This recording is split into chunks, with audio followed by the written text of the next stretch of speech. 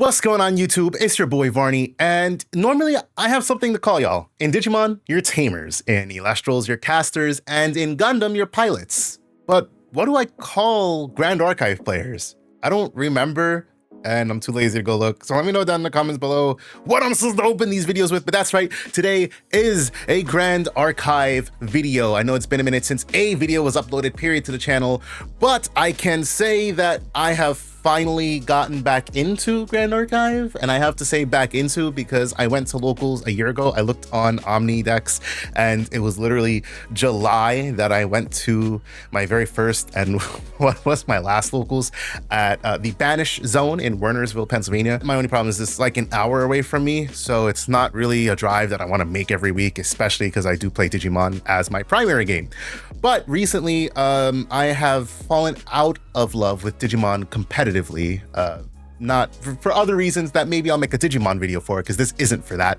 But I have decided to pick up Grand Archive as I'm trying to compete in this game. So with that being said, today I participated in the CakeTCG online locals. I was just playing because I wanted to play, haven't been able to play. So today I decided to play Fire Crux Lorraine. When I started the game, I was a Fire Arcane Rai main, but obviously hits mean that I can't play that deck in the same way. So the point of today's video is just to kind of recap my experiences as what I'm going to say, even though I played once before, as a first time Grand Archive player, but somebody coming across from Digimon. So for any of the Digimon audience out there, just my experiences, what I like, what I dislike, and just kind of going over my deck. I don't really want to make a deck profile, but I do want to go through the deck, because if there's one piece of content that I've always wanted to see is something from the beginner's perspective, something to kind of help someone like myself get more involved in the game, because a lot of the content out there currently is great, but it requires you to already have knowledge of the game. And there are good like beginner guides, but they're beginner guides to kind of like learn the game, but not really, I don't know, learn some of the intricacies of the game. Obviously, some of the stuff you can only learn by playing. So I'm just hoping that this video is great for somebody like myself who's a beginner and wants to watch. So that's what it is. So like I said, played in the CakeTCG online webcam locals. I went 1-2. I could have went 1-1-1. But my first round opponent said, do you want to roll a die for who gets the win on this last round? Because we were in overtime. And I was like, you know what? Why not? Full send. And I lost the die roll.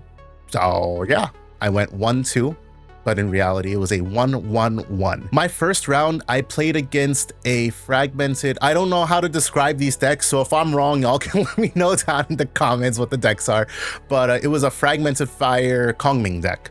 So the shifting tides thing was cool. I've seen like the idea of the deck. I have no idea what it does, I'll be honest. At one point, he hit me with a abyssal something card that I'm forgetting the name of that just completely board wiped me, and I was like, ew, maybe I shouldn't have materialized my prismatic edge.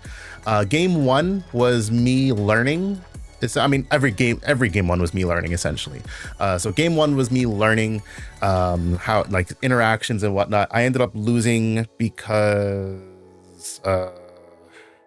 oh, he had like massive recovery. Like he had like I don't know if it was a fast cure or something else. I don't think it was fast cure. It was something else, but I had dealt damage to him, and then he recovered, and then he recovered again, which took me out of lethal range.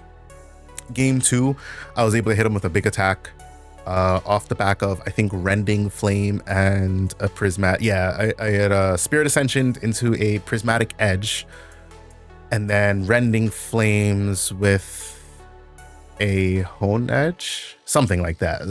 I basically dealt like, I don't know, 16 damage in one turn, something along those lines.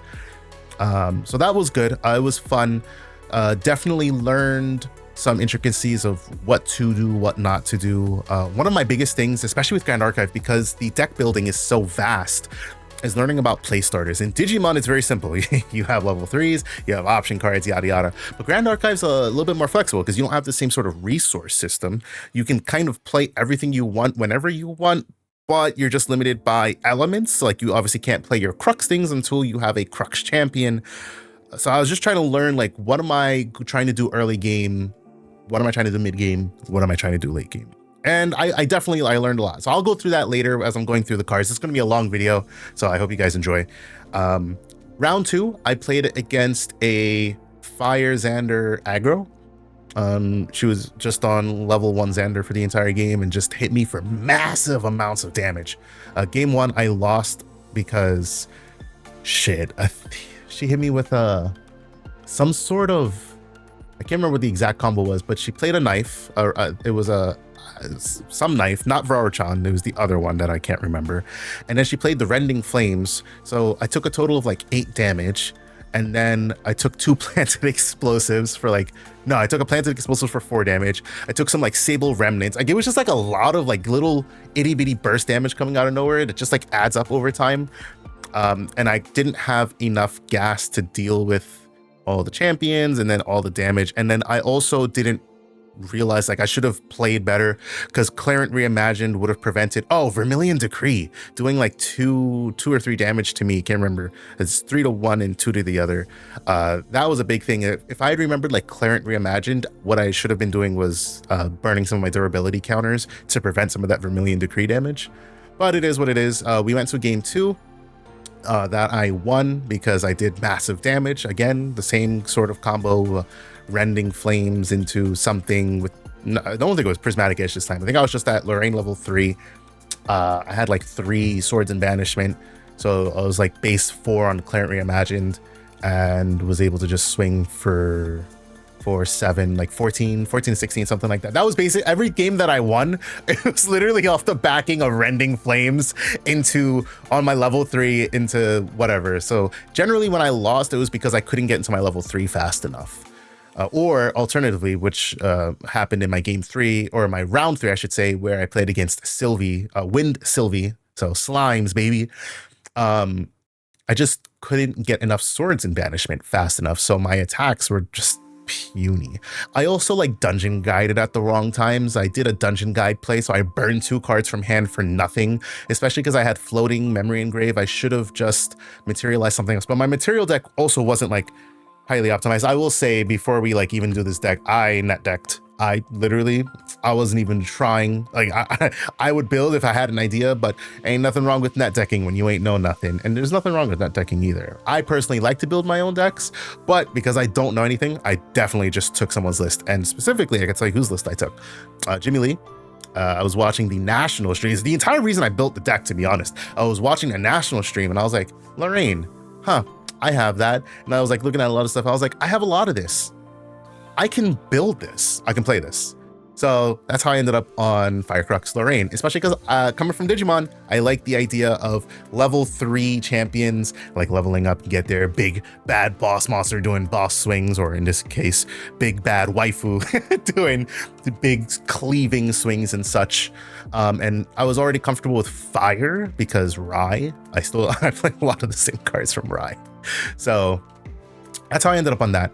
So I guess now I'll jump into the deck. I'll talk about basically why I put certain cards, because I didn't entirely take the whole list. I took like a very good portion of it. Like you could probably say it's like 95% his list, but I changed around ratios and I don't have all the cards that he has. I ordered some, but I was just trying to play with what I had. So yeah, let's jump into it. So starting off, obviously level 0, Spirit of Fire, simple, draw 7, 15 health. That's it. We want access to our fire cards.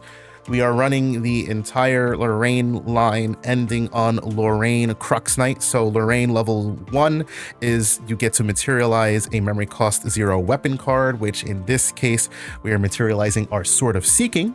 This has a class bonus for True Sight, which is cool because you can target units with stealth, and it has 2 durability. So it's essentially good for 2 attacks, unless you play some other card, wink, wink. Then we go into our Lorraine level 2, Blade Master. So first of all, lineage, she can only level up from previous Lorraine, but more importantly, on enter, she has until the end of turn, her attacks get +2 attack and on kill draw a card, which is great with the Sword of Seeking for being able to swing 3 into something, draw a card if you kill it, or just go at face for 3.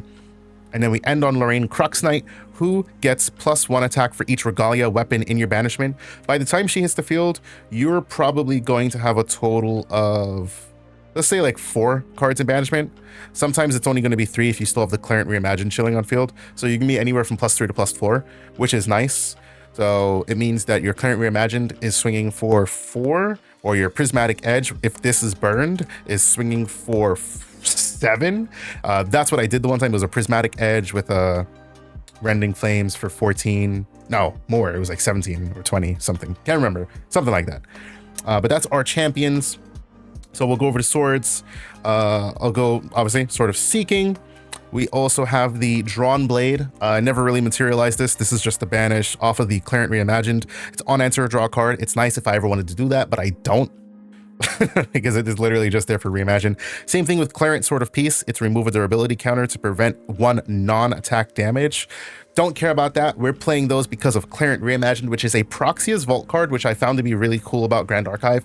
Proxia's Vault is like how they can release cards to you without like printing an entirely new set. They will print the cards at some point, but they don't necessarily need to. And they spend time like tuning the card before it actually gets a print version. So it's really awesome. Clarent Reimagined is fantastic. So it costs 2, but it's actually free because the Lorraine bonus, when you pay for its memory cost, you can banish a Clarent Sword of Peace and 1 other Sword Regalia card from your material deck. Each card you banish that way pays for 1 of the memory costs. So this is free, banishing those 2 cards. And then it has a second bonus that is remove a durability counter from her, or from Clarent. If target unit would be dealt non-combat damage, you get to prevent 2 of that damage, and it gains Spell Shroud for the turn. This is a 1/3. So you can come out, you can do an attack with this. They do something, if I remembered, a Vermilion Decree or whatever it may be, you can prevent 2 damage. Super nice. Like every bit of damage help counts. And then the last sword, obviously Prismatic Edge, because it is Lorraine Crux. On enter, both players reveal all cards in memory. If you reveal fire, you deal 3 damage. If you reveal water, you draw a card. And if you reveal wind, you banish a card from both players' memories. It is a 3/1. Honestly, this is it's a game ender, right? Like basically when this is coming out, you're aiming to end the game. The other 3 cards we rounded out with, a GRC, Grand Crusader's Ring. Free card draw. Free card draw. Is there more to it than that?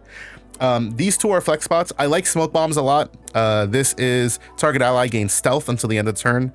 Oh, and draw a card. Oh, I completely missed that ability. Dope. Bro, I wish I remembered that. Free card. Well, not free because you're paying 1, but a draw card? Damn, I was misplaying today. I did this twice and I didn't draw a card. Whoopsie daisy. But this is nice because being at like 18 health, and then you have like 28 health champion on Crux Knight, and then you can't swing into things, you can't remove things. It's just nice to live past the turn, see if you can do something on next turn. Unless they have something in True Sight, of course. Or they negate that. And then Verdian Protective Trinket. This was just in there. I had it and I didn't know what else to put in. So this was something I put in. I had seen, I think, in a previous Jamili list. So this is during your turn, water element cards cost 2 more to activate. So obviously I know the idea of what this card is for, but it never came up today because I never needed it.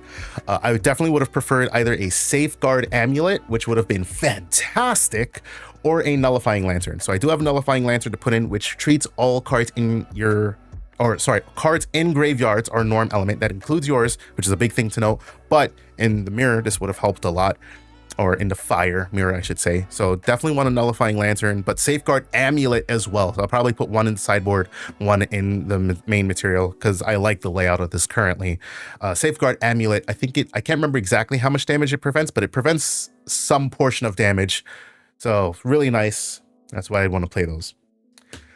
Now let's move into the main deck. We're going to start, I don't really know how to structure a Grand Archive like deck profile.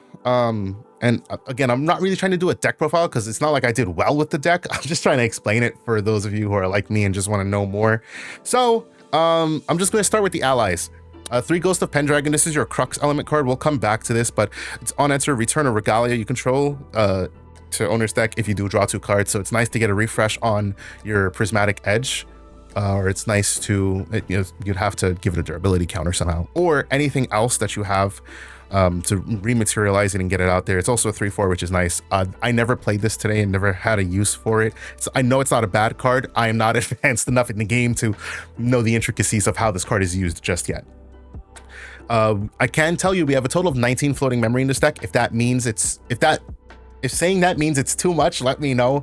Again, we're just throwing a deck together, mishmashing things, trying to see what works, what doesn't. So for Stalwart Shieldmate, this is your taunt and floating memory, which is nice. You can just drop it down, make your opponent swing into it, and then it's floating memory engrave, which is fantastic. Likewise, we have 4 Honorable Vanguard, which is just floating memory. It is a 1/2 though, so we can get some nice chip damage in. That's it, literally that's it. 4 Hasty Messenger. This is great for card cycle.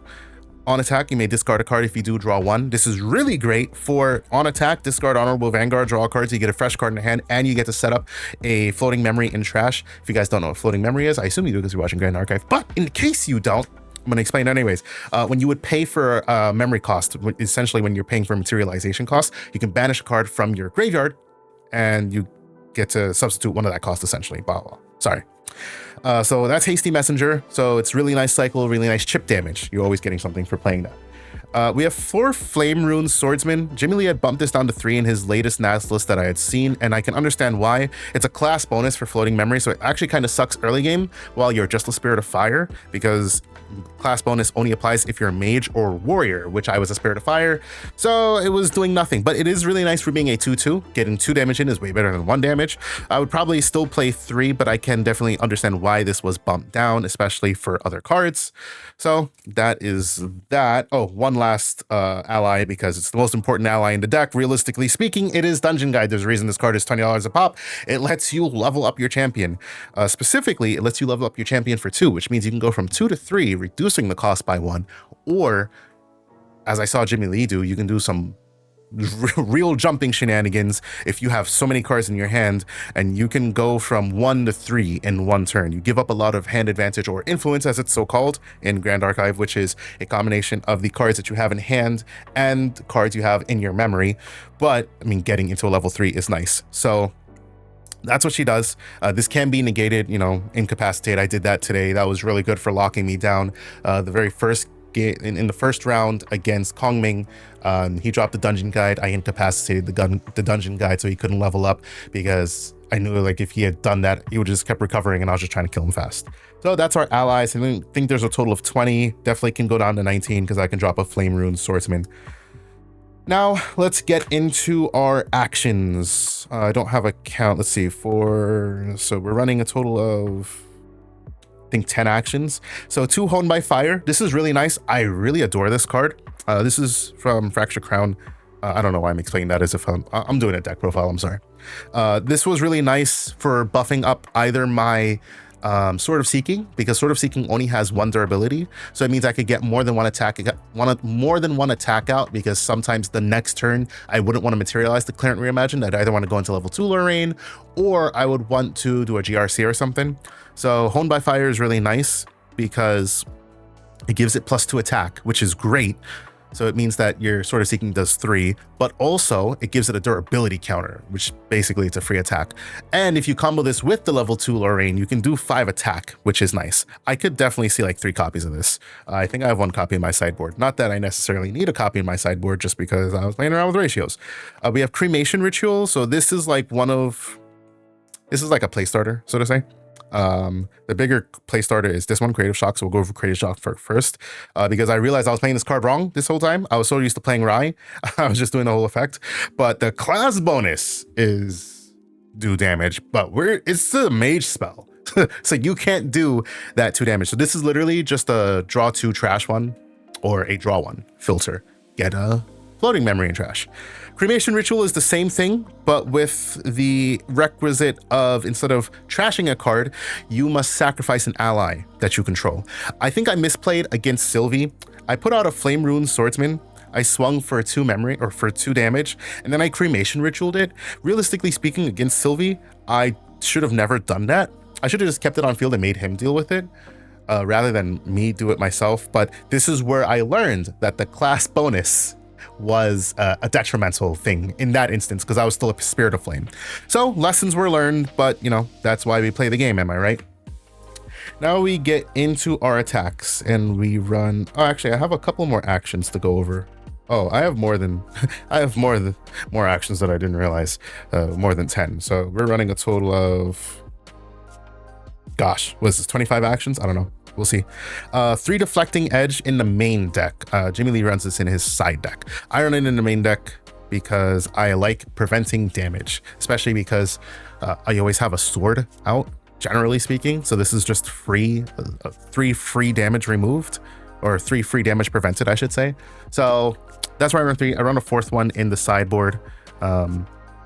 It's just nice damage prevention. Would have came up clutch if I was able to prevent 1 more damage on my last game against Sylvie, but it is what it is. We run 2 Incapacitate. From what I heard on stream, this was totally a Jimmy Lee thing, and I can see why. If you don't have Incapacitate, your opponents just do whatever they want against you. This is just really nice to be able to interact if you know what to target. It's like the thing about like Yu-Gi-Oh, right? Like if you know what to hand trap, you're good. You can stop a combo.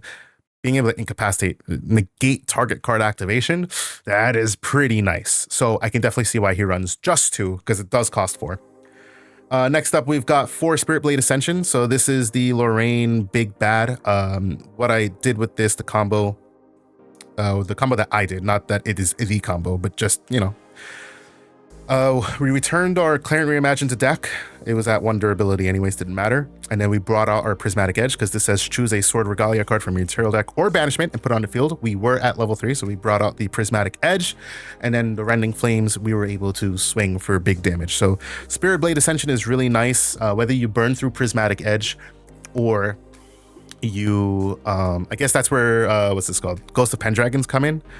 Well, actually, you would need to control a Regalia to be able to do that. So I guess you kind of have to not burn through all of your Regalia. I don't know. I really don't. If you can articulate, you know, the Ghost of Pendragon, Spirit Blade Ascension, if that's a combo, let me know. I don't know. I'm still newer. I'm still learning. But I just use this for being able to bring out the Prismatic Edge, because I wasn't able to materialize it on that turn. I think I had leveled up into the Lorraine level 3, so then I used this to bring out the Prismatic Edge because I had the Clarent Reimagined. So I assume you run this card at 4 just because you want to see it. Generally, if I had the side cards out, this was the first one to go down to 3. And that was typically because I was like, all right, I probably won't get to level 3 fast enough, and if I can, I could probably have other routes, but it's probably a 4 of. We run 3 Crux Sight, which I really like. It's just a free card draw, but if you pay 2 additional cost, you can, and banish it, you have to banish it. You can return a Crux element from your graveyard to your hand. So this is really nice because like I paid 0, drew a card, then I paid 2, drew a card, returned this one to hand. This one goes to banishment. Then I had another one I could have dropped for another card draw just for free. So I could have drawn like 3 cards off of 2 cards, which is really nice. Cycle. I was trying to get into the Spirit Blade Ascension. I just couldn't see it, unfortunately, so I wasn't able to close the game out. So that's definitely, I don't think I sided the Spirit Blade Ascension out in that game, but it was definitely a thing there.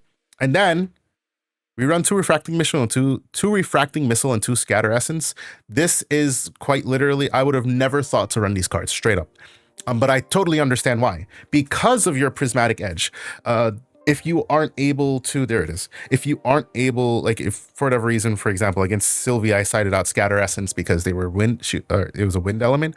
But against like, what's that called? Fire Luxum or Fire Xander, whatever, aggro.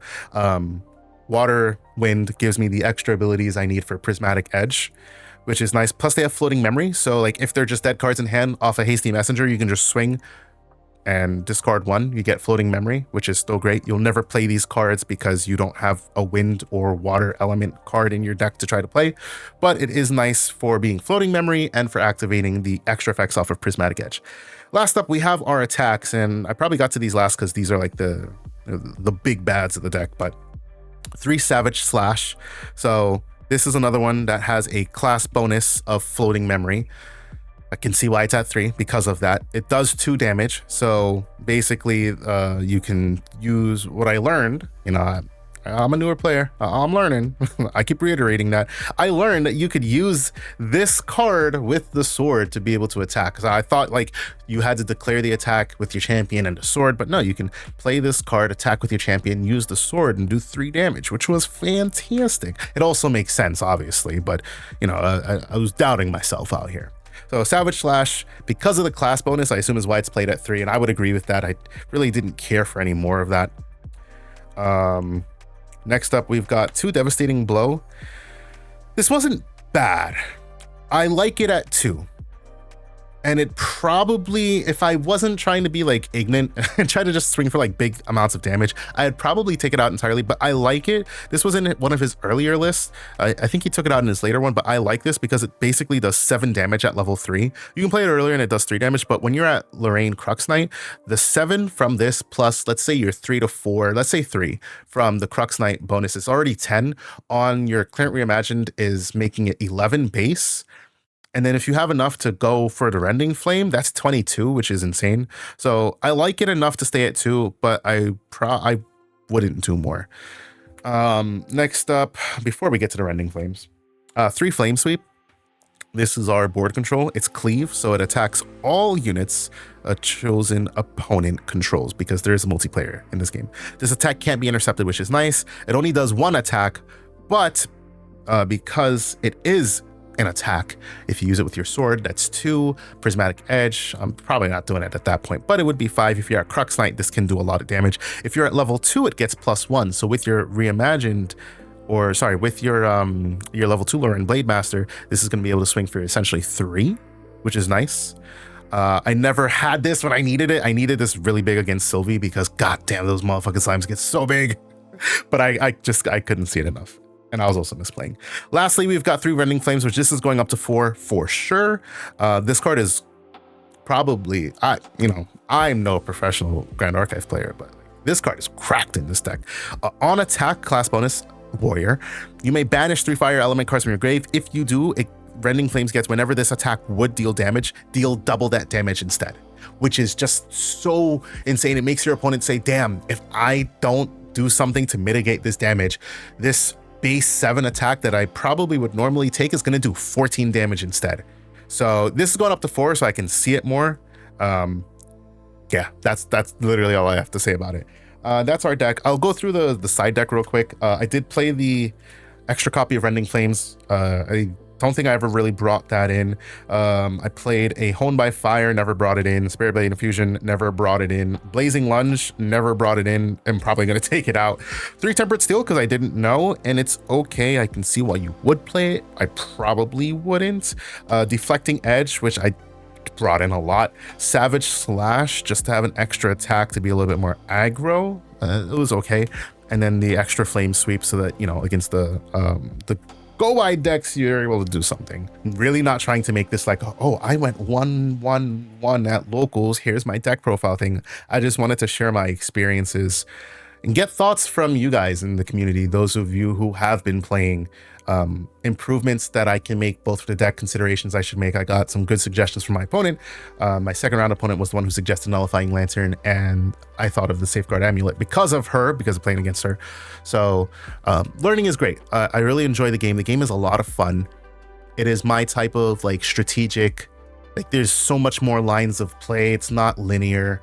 It's just a completely different game from Digimon. They don't even deserve the comparison, to be honest. Like, if you ever sit down and try to compare games, you're better off comparing Magic to Grand Archive and probably Flesh and Blood. I don't know how Flesh and Blood is played, but I would assume that because most people talk about Magic and Flesh and Blood, that you would assume, compare all 3 of those together. Words are hard, sorry. But yeah, Digimon and Grand Archive are 2 different games, and I like that. I don't want to play a game that's similar to Digimon because then I'm just playing Digimon. I want to play a different game. So Grand Archive is a lot of fun. Really enjoyed today's locals. Can't wait to play in the next one. Unfortunately, I got into it at a bad time because Worlds are this weekend and everybody's away as they're preparing to compete at Worlds. So congratulations to everybody who qualified and good luck to all of them. Thank you guys for watching this video. Let me know what you thought. Subscribe so that you know when future videos come out, and drop a comment letting me know what you thought. Also, like the video. Liking is important. Liking lets me know that you guys actually like the video and that YouTube will recommend it to you guys in the future. But that's it. I don't know what I'm supposed to call you. Also, let me know that down in the comments down below. And until I talk to you guys the next time, peace out.